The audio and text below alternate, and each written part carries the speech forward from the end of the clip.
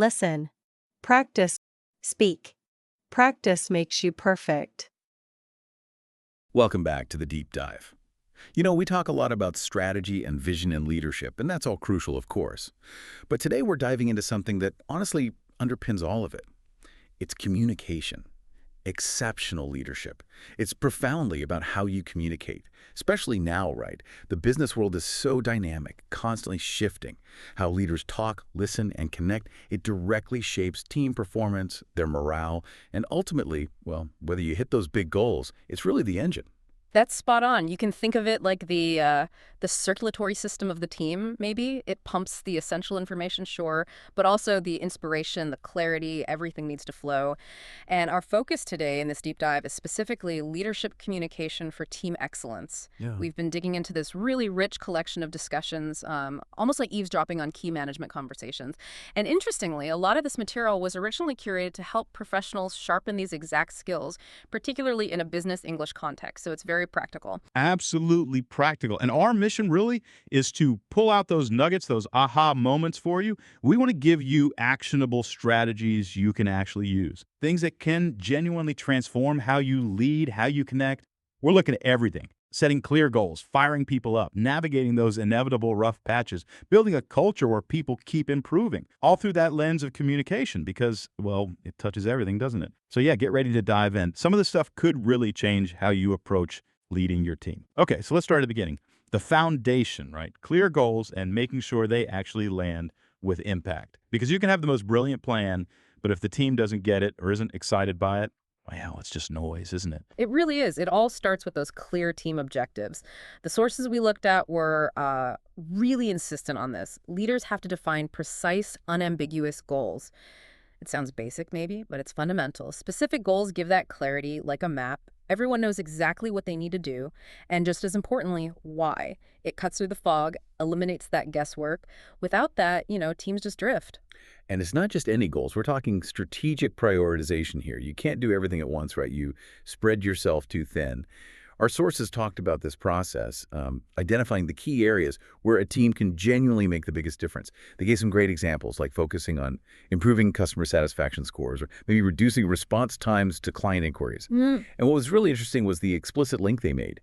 Faster responses lead directly to higher satisfaction. It's a cause and effect. Exactly, a clear domino effect. And communicating that connection is part of the leader's job. So the team sees how their piece fits the puzzle. Once you've got those prioritized goals, then comes the communication strategy. How do you actually get alignment? Team meetings came up a lot, not just for updates, but as the ideal place to explain the reasoning behind the goals, the why. That explanation, that context, it's what builds understanding and gets that genuine buy-in. It makes it a shared mission, not just a task list. And it's not just talk, is it? The power of visual stuff came through strongly. Things like visual reminders around the office or maybe in shared digital spaces now. Little cues, physical or digital, that just keep reinforcing the message.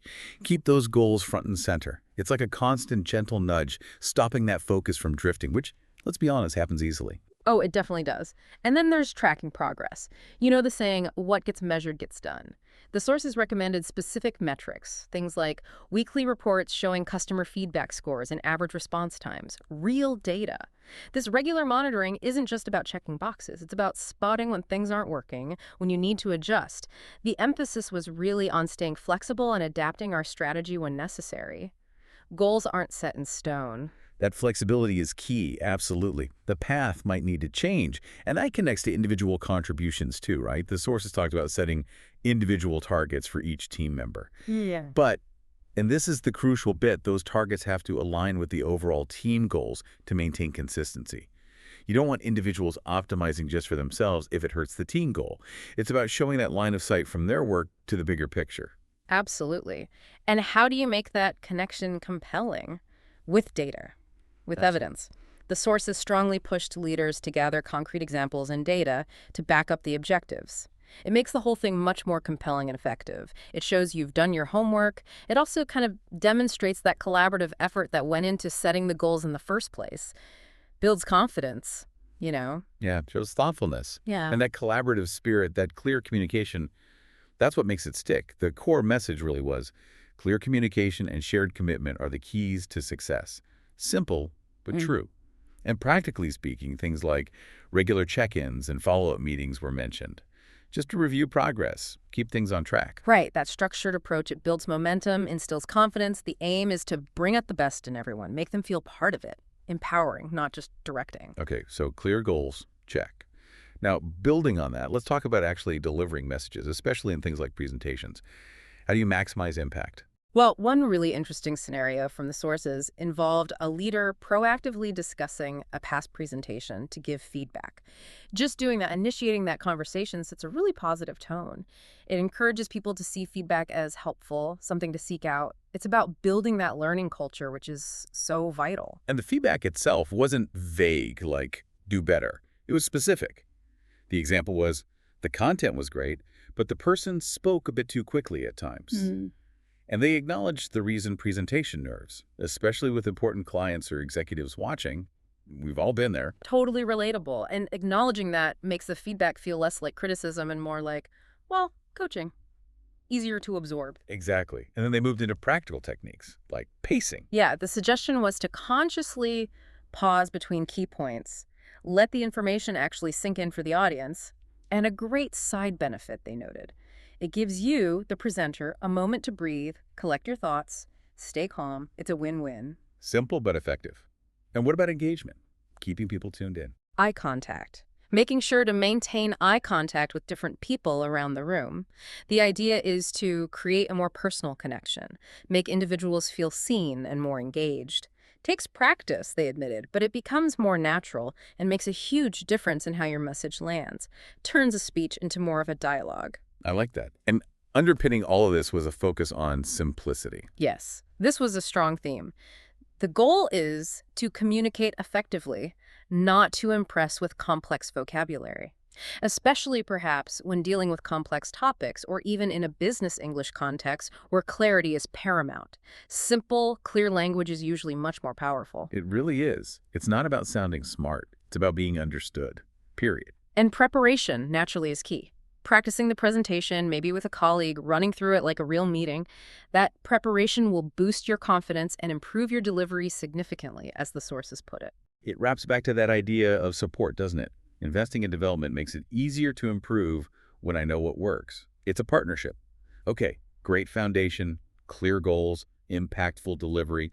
Now let's shift to the human side of things. Nurturing those team dynamics, morale, trust, innovation, the stuff that makes a team really hum. Absolutely vital. Let's start with morale and recognition. Leaders need keen observation skills here. The sources talked about noticing those subtle signs, lower energy in meetings, people being quieter than usual. Spotting that dip is the first step. Right, you have to see it before you can address it. And then figure out the why. The example given was an increased workload from the new project, potentially hitting motivation. It's a good reminder that dips aren't always about the individual. Often it's about the circumstances, the pressure. Leaders need to be detectives, almost. Good analogy. And once you have a sense of the cause, then you deploy strategies. Appreciation is huge. The sources stressed acknowledging their hard work and showing genuine appreciation. Recognition is a massive motivator, but it's not just a quiet thank you. No, the nuance was important. Public praise came up specifically. Things like highlighting individual achievements during our weekly team meetings. Exactly, because public recognition often means more than private praise. It validates the work more broadly and sets a positive example for everyone, reinforces what good looks like. Beyond praise, what about deeper support, like work-life balance? Crucial. The idea of offering flexible working arrangements was framed as more than just a perk. It's a signal. It shows that we trust our team and value their personal lives. And that connects directly to morale, because as they said, trust is essential for maintaining high morale. That link between flexibility, trust, and morale is powerful. And another angle is investing in growth, providing additional training opportunities for professional development. This isn't just an expense line, it's strategic. Why? Because learning new skills helps people feel more confident and engaged. So the leader actively researching online courses or finding workshops, that sends a message. It really does. Investing in people's development shows that we care about their future success. It's long-term thinking about your people. And that individual development feeds the team. Right.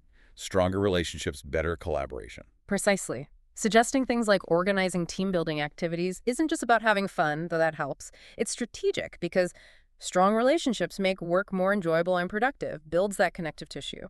Makes sense. Yeah. And when you implement these kinds of changes, flexibility, training, team building, the advice was to do it gradually. Yeah, a smart approach. Implement changes gradually so we don't overwhelm anyone. Because gradual changes are easier to adapt to and more likely to succeed. And the feeling was optimistic that these thoughtful steps really can restore our team's enthusiasm and energy. People perform better when they feel valued and supported. It's a whole ecosystem. Okay, from morale to maybe the most critical element, trust. You mentioned it's essential for morale, but let's dig deeper. It's the absolute bedrock, isn't it? It truly is. The sources were unanimous. Trust is the foundation of effective teamwork. Without it, things crumble. You start seeing symptoms like team members being hesitant to share ideas or admit mistakes. Why? Because they fear judgment or negative consequences for being honest? And that fear just shuts down openness, innovation, everything, creates a guarded culture. Exactly. So the leader's job is to actively build psychological safety. How? First, model the behavior we want to see. Be open about your own challenges, your own mistakes. That takes courage, but it's powerful, isn't it? Humanizes the leader. Massively. It makes it okay for others to be vulnerable. And, crucially, you have to respond positively when people do share difficulties. Show that honesty is valued, that learning from setbacks is encouraged. So how do you demonstrate that transparency consistently? One really practical idea was to start team meetings by sharing something we learned from a recent mistake. Think about that. Yeah. It actively normalizes the learning process and reduces the fear of failure. Makes it okay to not be perfect. But it has to be consistent, Yeah. right? Not just a one-off. Absolutely. Consistency in our responses so people know what to expect. Reliability is key to building that trust over time. And valuing contributions. How does that build trust? It's about more than just letting people talk. It's active listening and asking follow-up questions. Show you're genuinely engaged. Establishing ground rules for how we communicate during team discussions also helps create that supportive environment, making sure everyone feels safe to speak up. What about celebrating wins? Does that impact trust? Definitely. The sources suggest leaders should actively look for opportunities to celebrate team successes together. These shared celebrations build positive associations and strengthen bonds. They reinforce that we're in this together feeling, creates shared positive memories. And the realism here is important. The sources admitted trust building takes time. It's not instant. No, it's an investment, but essential. High-performing teams rely on it, the payoff. Teams with high trust levels are more creative and productive. That's the ROI. So the advice is gradual implementation, watch how the team responds, adjust as needed. Patience and consistency. Okay, so if trust is the foundation, then maybe innovation is the structure you build on top. Especially now, change is constant. You need that innovative culture. You absolutely do. Survival depends on it. The sources recognize this urgency to foster more innovation, and the starting point. Creating an environment where people feel safe to experiment and take risks. If they fear blame for failure, they just won't try anything new. That's the classic tension, though. How do you balance innovation, which involves risk, with needing reliable results day to day? Great question. The guidance was practical. Allocate specific time for brainstorming and exploration. Make space for it deliberately. And address the hesitation people feel about sharing raw ideas. Leaders need to demonstrate that all ideas are valuable, even the half-baked ones. Validate the effort, the thinking process. And when evaluating those ideas, how do you avoid shutting people down? Focus on potential. The sources said to focus on the thinking process and potential rather than just immediate feasibility or profitability. Look longer term. Having formal processes for collecting and developing innovative ideas can help too, but crucially, keep them simple enough not to become bureaucratic nightmares. I loved this point. Learn from both success and failure. Yes. Actively document what you learn from each attempt, successful or not. This reframes failure. It's not an endpoint, it's data. It's learning that helps you avoid repeating mistakes and build on what works.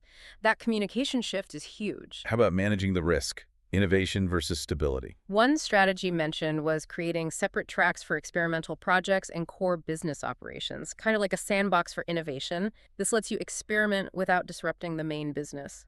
Managed risk. And motivating people to take those creative risks. Is it just about money? Often not, according to the sources. Recognition, learning opportunities, and time to pursue interesting projects are often more motivating. It taps into those deeper drivers: purpose, mastery, autonomy. Communicating those opportunities can be really powerful. What about getting ideas from outside? Super important. Exposing our team to ideas from outside our industry was strongly recommended. Why? Because cross-industry learning often sparks the most innovative solutions. Break down those echo chambers. Encourage looking outwards. But how do you know if it's working? How do you measure innovation? Track both quantity and quality. Look at the quantity of ideas generated and the quality of solutions that get implemented. It's a balanced view. Are we generating ideas, and are good ones actually making it through? And making it part of the culture, not just a project. Leaders need to model curiosity and experimentation themselves. Walk the talk and collaborate.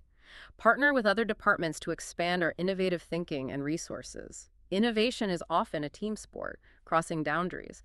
That can lead to breakthrough solutions. It sounds exciting, unlocking that potential. People can really surprise you with their innovative capabilities. They really can. A practical first step suggested.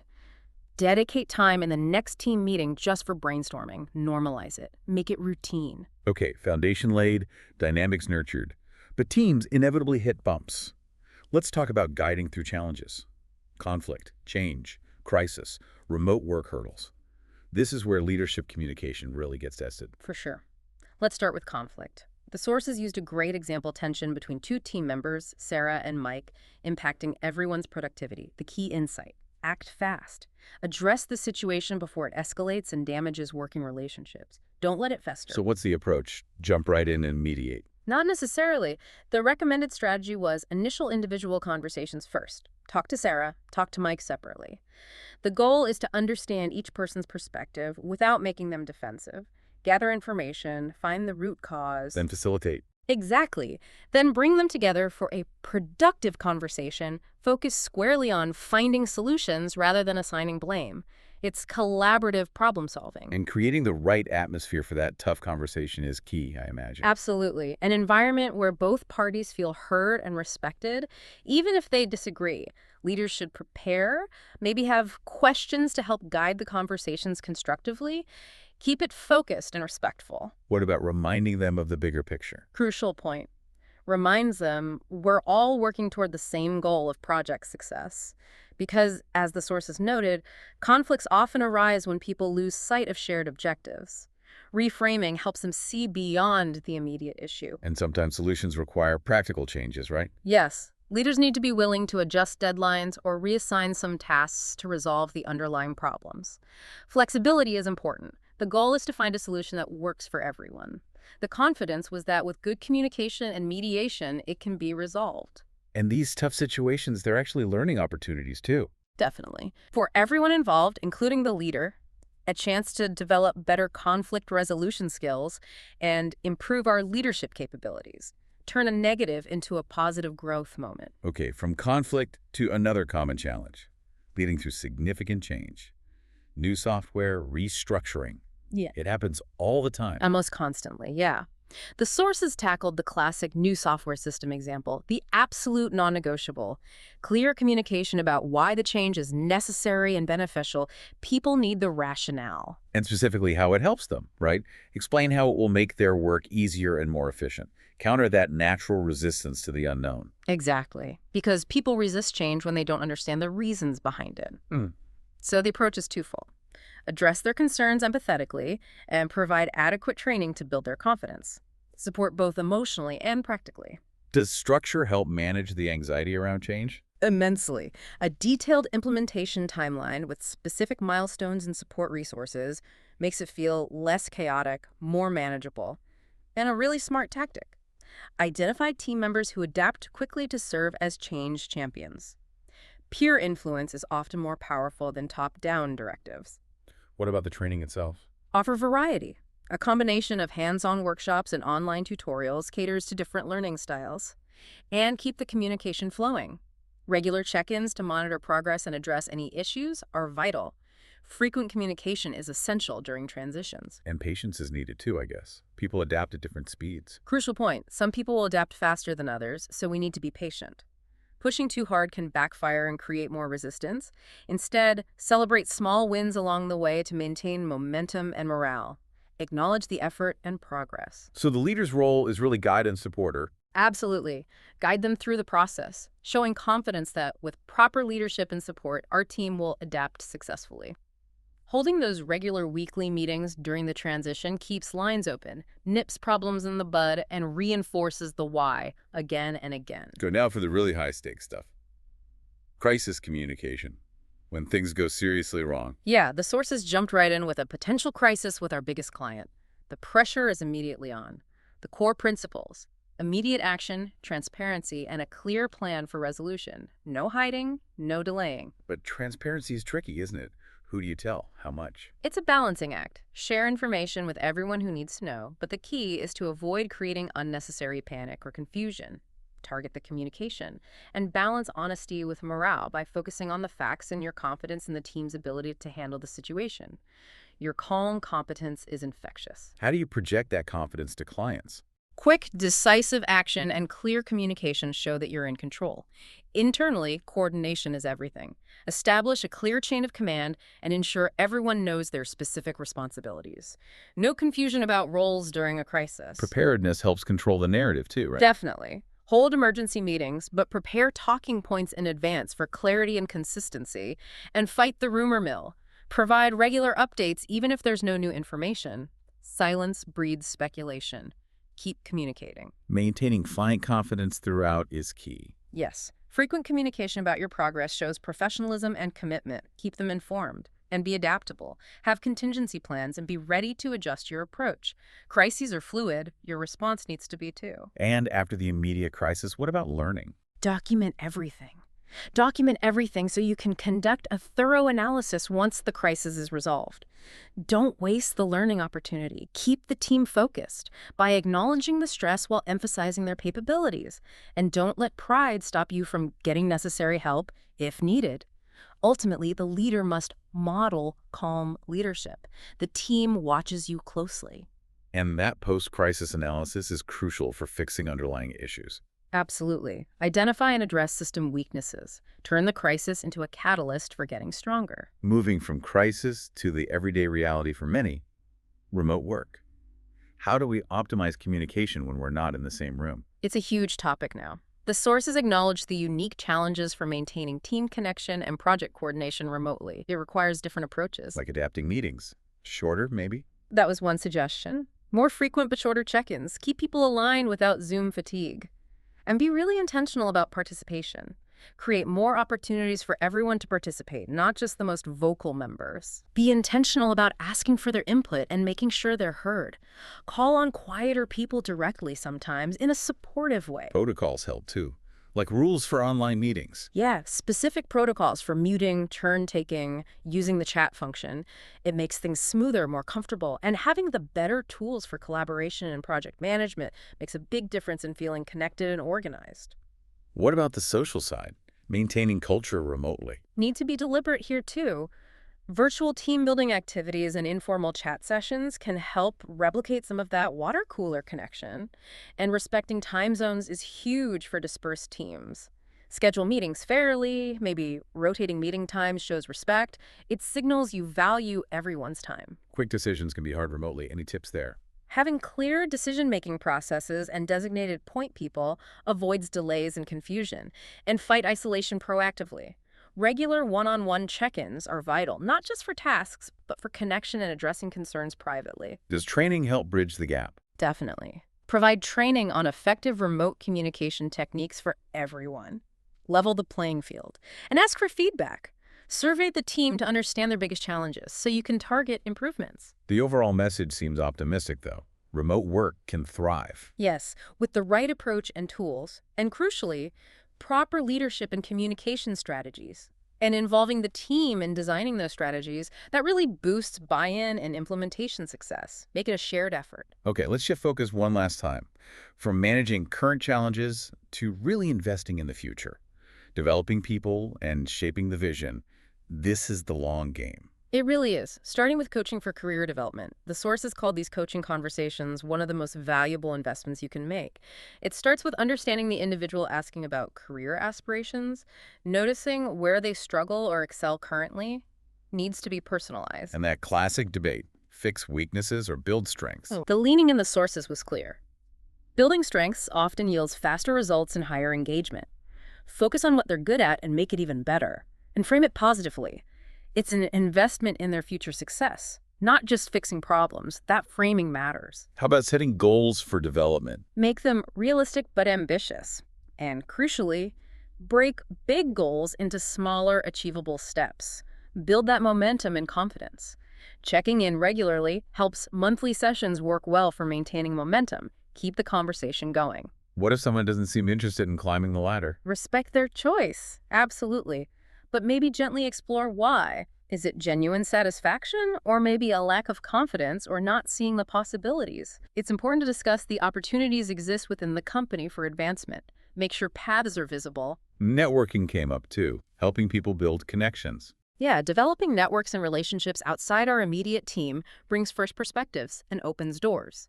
And leaders can play a role by creating opportunities for them to showcase their work, giving them visibility with senior leadership. That's active sponsorship. How do you make sure coaching leads to actual action, not just nice chats? Set specific actions and timelines, then follow up regularly. Accountability and support go hand in hand. And balance it with business needs by viewing development as that strategic investment that will improve future performance. The outcome: more confident and capable people taking more initiative. Using individual development plans helps formalize it. Building on developing individuals, what about developing future leaders? Succession planning. So crucial for long-term health. Succession planning is crucial for long-term stability and growth. Can't afford not to do it. How do you spot potential? Look for those who take initiative, help others, and demonstrate good judgment consistently, often shown in everyday actions. And then give them chances to grow into leadership roles. Exactly. Provide opportunities to lead projects, mentor new employees, and make important decisions. Real-world experience is the best teacher. Should you tell people they're on a succession plan? Transparency is good, but the sources urged caution. Be careful not to create competition or disappointment. Manage expectations carefully. Have honest conversations about what leadership entails, the good and the bad, the challenges and pressures. Keep it realistic. What kind of training helps? A mix. Combine formal training programs with real-world experience and regular mentoring. Developing emotional intelligence is key. Give feedback on their interactions. Create chances for difficult conversations. And exposure to senior leadership broadens their view, helps them find their own authentic approach. Is potential more important than current skills sometimes? Often, yes. Leadership potential is often more important than technical skills which can be developed. Look for the foundational qualities. And if you have multiple candidates, emphasize that leadership opportunities exist at many levels, not just one top spot. Involving them in strategy helps prepare them. Definitely. Involve them in strategic planning and decision-making processes, broadens their understanding, and use regular assessment and feedback to gauge readiness and tailor development. It really is one of the most important things a leader does for the future, isn't it? Creating those development plans for our top leadership candidates. Now, let's touch on something woven through all of this. Emotional intelligence, or EI. It seems more critical than ever. It really does. There's a growing recognition, highlighted in the sources, that emotional intelligence is often more predictive of leadership success than technical skills alone. It's about how you manage yourself and connect with others. So where does developing EI start? With self-awareness. Really, notice your emotional reactions and their impact. Understand your triggers, how to stay calm under pressure. Practice. Practice pausing before responding, and focus first on understanding rather than being understood. That pause is powerful. And understanding others. Empathy. Pay attention to nonverbal cues. Listen deeply.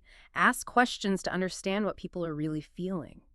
Go beyond the surface. You can help your team develop EI too, mainly by modeling the behavior you want to see and giving feedback on interpersonal interactions. Lead by example. How do you handle really emotional situations constructively? The advice was clear. Acknowledge the emotions, validate concerns, and then guide the conversation toward constructive solutions. Validate first, then problem solve. But keep objectivity too. Yes, empathy helps you understand perspectives, but decisions should still be based on facts and goals. Understand, don't necessarily just agree. What about showing vulnerability? Does that build trust? Appropriate vulnerability does, yes. Yeah. But maintain professional boundaries. It's a balance. And giving feedback on EI, focus on specific behaviors and their impact, Don't label the person, keep it behavioral. How do you create that emotionally safe space overall? Consistency in your responses and genuine care for people's well-being builds that safety. People need to feel you genuinely care and are predictable. And EI helps motivate people too, because understanding what matters to people helps you connect with their values and aspirations. What about managing your own frustration as a leader? Try to separate your emotional reaction from the performance issue and focus on solutions and support. Address the behavior, support the person. It's all an ongoing journey, right? Continuous learning and practice. Team-wide EI training can be beneficial as teams with high emotional intelligence are more collaborative and effective. Okay, last major piece, communicating the big picture. Vision and strategic direction, getting everyone pulling the same way. Hugely important. Clear communication about vision helps people understand how their work contributes to bigger goals, connects daily tasks to purpose, the challenge, making that high-level strategy feel relevant and exciting to everyone, bringing it down to earth. How do you do that? How do you translate strategies? Yes, connect each person's role to the overall vision. Show them their specific contribution. Spell it out and simplify.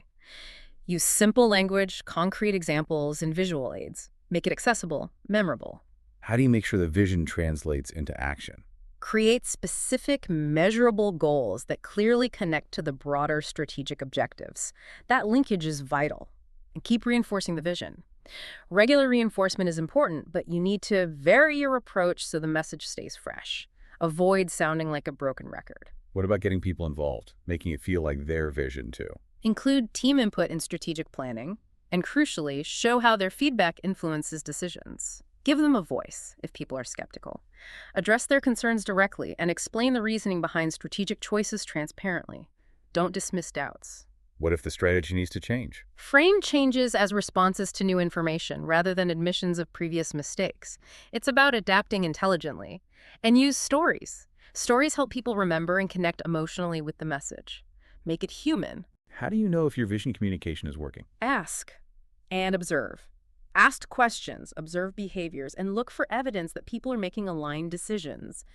Involving team members in communicating the vision can also create genuine buy-in. Ultimately, it's about inspiration, isn't it? To inspire people to do their best work every day by helping them understand the purpose behind their work. Exactly. A practical step. Schedule those vision sessions using multiple touch points.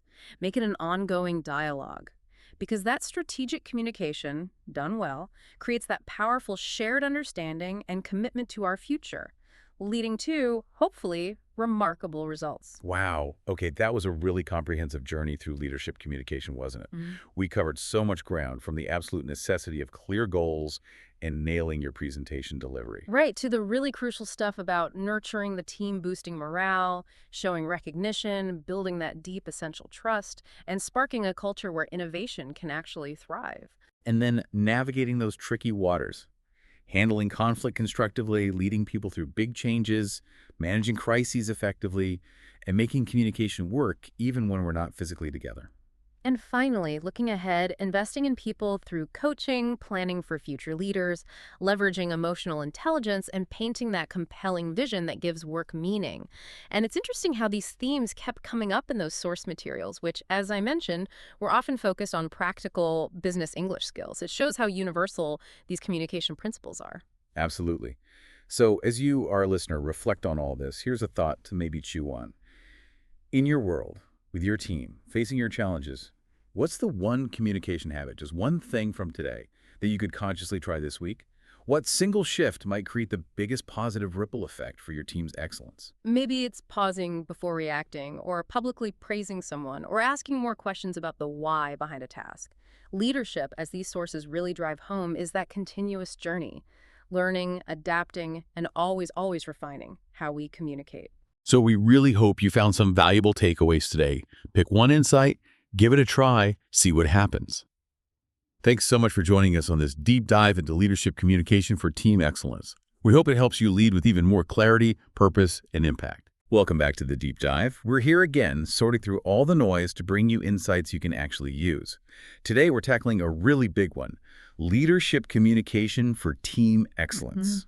We've gathered quite a bit of material research, articles, transcripts of real business conversations, actually, Yeah. all geared towards honing your leadership skills, specifically in, well, effective business English communication. Exactly.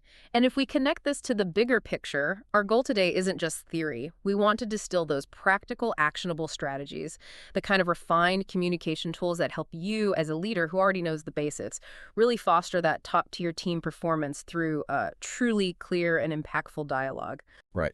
We're going to unpack some very real, nuanced situations, stuff every leader faces. Setting goals, sparking innovation, but all viewed through that lens of communication that genuinely influences people. It's less about what you say, maybe, and more how and when you say it. Okay, let's dive in. Let's unpack this. So first things first, every great team needs direction, right? Yeah. A North Star. Our research pretty much across the board shows that clear objectives aren't just nice to have, they're absolutely foundational. What really stood out to me was the emphasis on, precision. Using frameworks like smarter, specific, measurable, achievable, relevant, time-bound, evaluated, and reviewed. Leaders who nail this down see much better buy-in.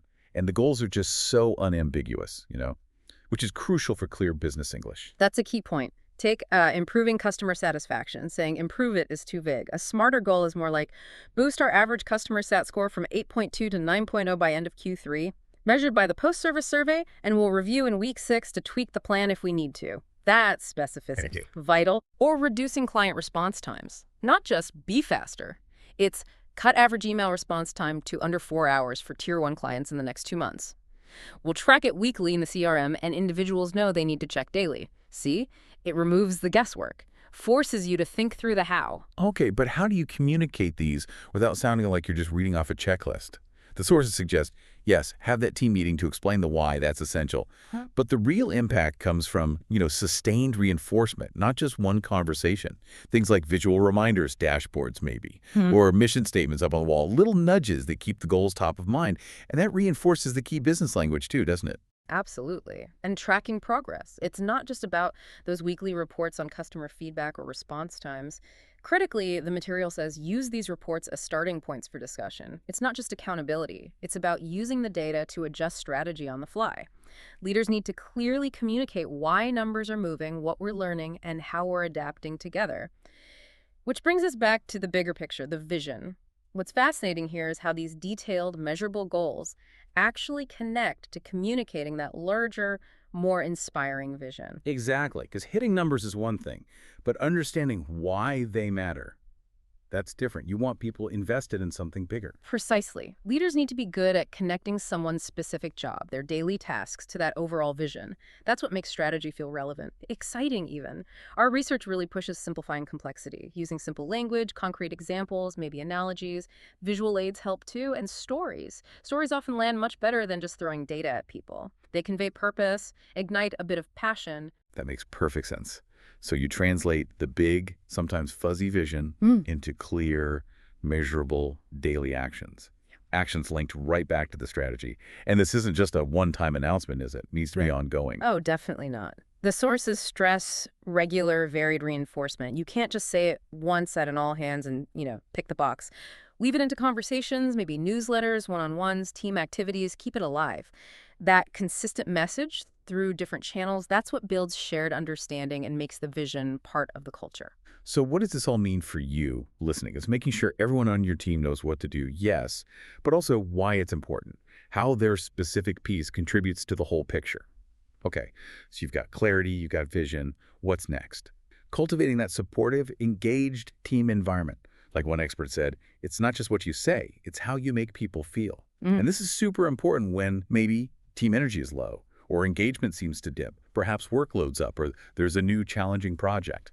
Indeed. The research shows a really direct link between feeling appreciated and team morale. How a leader communicates recognition. It's not just fluff, it's a strategic tool.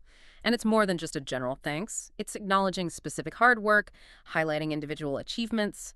Public recognition, when it's genuine and specific, often hits harder than quiet praise. Think about maybe a team email detailing how Sarah solved that tricky problem on Project Atlas, not just a quick, good job passing in the hall. Yeah, that specificity again. And it goes beyond praise, too. The materials talk about considering things like flexible work arrangements, communicating the options clearly. That signals trust, respect for personal lives, huge for loyalty, and professional development. Offering training, supporting courses, that shows you're invested in their growth, makes people feel more confident, more engaged. Even team building stuff, if it's done right, can really strengthen bonds and open up communication lines. That's right. And this all feeds into something deeper, psychological safety, which raises a big question. How do you, the leader, actually create an environment where people feel safe? Safe to share ideas, admit they messed up, even challenge things without fearing backlash. Google's Project Aristotle found psychological safety was the #1 predictor of team success. It's that important. Wow, number one. That's huge. Because if people hold back ideas or hide mistakes, you lose so much potential for learning and innovation. Exactly. And the sources suggest leaders need to model the behavior. Be open about your own challenges. Admit when you make a mistake. Share a time you learned from failure. That makes it okay for others. It normalizes learning, reduces that fear. It's also about how you respond when people share difficulties, positively. Show that honesty is valued more than pretending everything's perfect. This needs a certain communication style, right? Empathetic, not judging, focused on solutions. So it's not just being vulnerable yourself, it's creating the space for others too. And active listening must be critical here, showing you really understand. Absolutely critical. Active listening techniques like, paraphrasing. So what I hear you saying is you're concerned about X because of Y, is that right? Or summarizing key points, asking clarifying questions. Could you give me an example of what you mean by lack of clarity? That really validates their input. Also, setting ground rules for respectful discussion. Maybe even create them with the team. And simple stuff like celebrating successes together, even small wins, that builds positive vibes and team cohesion. Right. So the big takeaway here seems to be that investing in your team's emotional well-being, acknowledging contributions properly, it's just as vital as the actual work. It's like the oxygen for great communication and performance. But let's be honest, every team hits bumps in the road. Challenges, changes, they happen. And how you communicate through those moments, that can make or break things. Let's talk about difficult conversations first, like constructive feedback. Performance reviews are a prime spot for this, for guidance, recognition. But the approach matters. Needs to be balanced, structured. The research often points to something like the SBI model: situation, behavior, impact. So instead of "you're disorganized," it's in the meeting last Tuesday situation when you presented the plan without a clear agenda, behavior. It made it hard for the team to follow and figure out next steps, impact. That framework. Really powerful for giving feedback that's precise, actionable, good, solid business English practice too. That specificity really changes the game. Sources say always try to start with something positive. Genuine praise about a recent win set the better tone. Then address the development areas constructively. Focus on behavior, outcomes, use those concrete examples, makes it less subjective, more credible. The goal is they leave feeling motivated, right? Not crushed. And empowering goals are key too. Work with them to set development goals. Realistic, but stretching. Linked to their career hopes, maybe. And importantly, if they push back or disagree, really listen, don't interrupt. Ask questions. Be open to adjusting your view if they make valid points. And if we connect this to the bigger picture, even conflict, like direct team conflict, can actually be a chance for growth if it's handled with smart communication. That's a good way to look at it because, yeah, sometimes tensions flare up between team members, affects the work, the mood. How do you step into that? Well, the material often suggests starting with individual chats. Talk to each person separately first, get their perspective without making them feel defensive in front of others. Once you figure out the root cause, maybe a misunderstanding, different work styles, clashing priorities, then the focus has to shift. Find solutions. Don't assign blame. Keep reinforcing those shared goals. Remind them they're on the same team, aiming for the same project success. That helps diffuse things. And sometimes you just need to be flexible, right? Maybe to adjust a deadline, reassign a task, perhaps even bring in someone neutral if needed to get things back on track. Okay, but what about bigger change? Like rolling out a new system or process for the whole department. That's a big communication lift. Huge challenge, yes. Change management needs constant, clear communication about the why.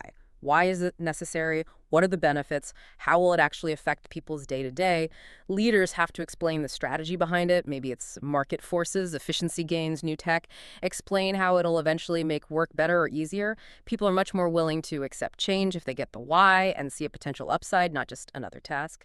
And dealing with concerns head-on seems vital. Open Q&As, maybe an anonymous feedback channel, plus proper training. Not just one workshop, but maybe hands-on sessions, online guides, peer support. Build that confidence. A detailed timeline with milestones and support contacts, that sounds smart too. Reduces anxiety, gives a roadmap. Definitely. And the sources strongly recommend identifying those team members who adapt quickly. Make them change champions. Peer support in these cases, often way more effective than just top-down orders. They can translate the change into everyday terms, ease worries. That's a great practical tip. Yeah. And patience is key too, I imagine. People adapt at different speeds. Pushing too hard can backfire. Yeah. Oh, and celebrating small wins along the way. Keep that momentum going during the transition. Exactly. These are definitely the moments where your communication choices really matter. You can calm the situation or, well, make it worse. It's all about being intentional, empathetic, and structured, really testing your business English under pressure. Okay, finally, let's look ahead. How do great leaders nurture future success? It's not just about today's tasks. It's empowering growth, building that leadership pipeline. Effective delegation comes in here, right? Oh, thoughtful delegation is so important. For team growth, sure, but also to prevent burnout, especially for your top performers who tend to get loaded up. The material stresses, it's not just offloading work, it's strategic distribution. Yeah. Maybe using something like a delegation matrix, thinking about urgency, importance, but also the developmental aspect of the task. Right. So matching assignments not just to skills, but also interests, potential growth areas. People do better work when they're using strengths and feel a bit stretched. Yeah. And when you delegate, crystal clear expectations, deadlines, level of authority, and critically explain why you chose them for this. That makes people feel valued, trusted, not just like they're getting dumped on. Exactly. And support them, yes, but don't micromanage. That's poison. Set clear milestones, encourage questions, sure. But then step back, let them own it. Regular check-ins are good for monitoring workload and offering help without hovering. And what's really interesting is how this connects directly to coaching, investing in long-term potential, using delegation to help people build new skills, broaden their experience. That's identifying and nurturing future leaders right there. Yes, that connection is really powerful. Coaching for career growth, it's more than just the annual review.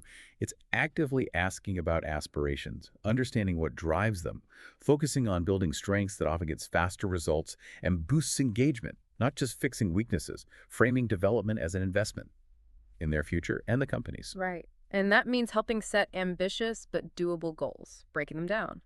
It also means pointing out opportunities, promotions, cross-functional projects, encouraging them to network outside the team. That builds perspective, creates visibility with senior folks, helps them showcase their talent. And all of this really seems to lead back to emotional intelligence, EQ. So many sources point to this as the absolute cornerstone of powerful leadership, often more critical than just technical skills for success and team harmony. And the first step, it's self-awareness, understanding and managing your own emotions, noticing your reactions, how they impact others. Absolutely. Then comes reading others, paying attention to the nonverbals, body language, tone, asking open questions to get at what people are really feeling, not just saying. And when things get heated, practice that pause before responding. Gives you space to regulate, focus on understanding, not reacting. In those high-stakes moments, acknowledge the emotion, validate the concern, then steer towards solutions. Use language that calms, not inflames. And it's not just about your own EQ. How you model it matters hugely for your team. Demonstrating things like managing frustration well, showing empathy, and giving feedback on interpersonal stuff, that helps everyone develop their own EQ, creates a positive ripple effect. Builds a more resilient, effective team overall. So what does this all mean for you, the listener? It means investing in your team's growth strategically, personally, emotionally. That's how you unlock real collective excellence. It's the ultimate leadership communication. Wow, we've covered a lot today in our deep dive on leadership communication for team excellence. From laying those clear foundations with smarter goals and a compelling vision, to building deep trust and psychological safety, navigating those tough conversations and change, and finally, empowering growth through delegation and really leaning into emotional intelligence. Yeah, the insights we've talked through really underscore that effective communication isn't just, something you do sometimes. It's the actual fabric of a high-performing team. It's about being intentional, being clear, being empathetic in pretty much every interaction. That conscious, ongoing effort, that's what defines great leadership. Exactly. And these aren't just nice ideas. They're tools. They're frameworks, even specific phrases you can use, starting now, to build a stronger team, a more engaged team, a more successful one. It's the core of effective business English in any leadership role. So as you think about all this, here's a final thought to chew on. What if the most powerful leadership communication isn't about any single thing you say, but about the consistent, intentional environment you create with your words and actions day in and day out. How can you start shaping that environment, maybe with even more precision, more empathy, starting today?